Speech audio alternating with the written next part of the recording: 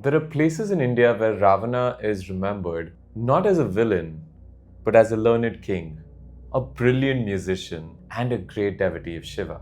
And yet, for the most of us, he's the face of evil from the Ramayana. So, who is he really? Good or bad? Maybe that's the wrong question, because what we call good or bad isn't fixed. It shifts with time, culture, and perspective. Take this. Before colonial times, in many parts of India, women wouldn't wear a blouse. It wasn't considered immoral. But as society changed, suddenly the very same practice was considered indecent.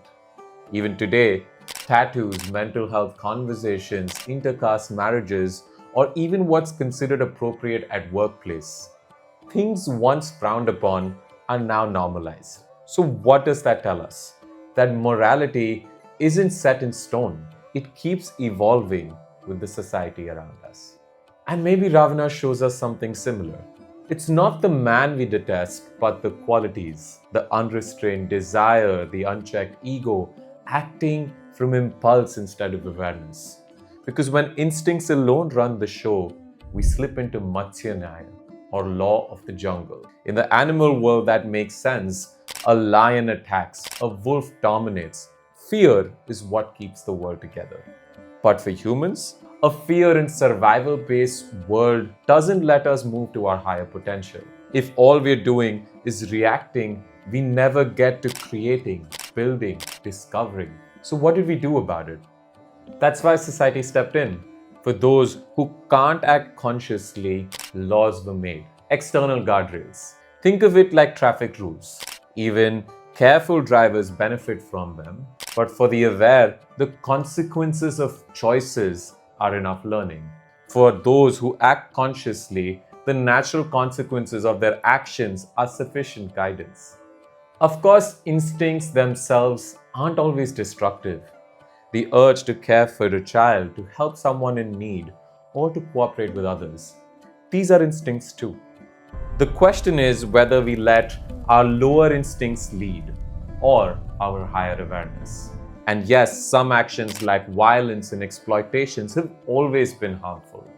Society calls them bad not because the universe judges, but because they prevent us from moving forward together. There's a line from a song in Swades that says this beautifully. मन से रावण जो निकाले राम उसके मन में है. When our actions are conscious, there's Ram. When they're impulsive, there's Ravana. The universe observes quietly. The society feels the ripples of our choices. Life is like a board game.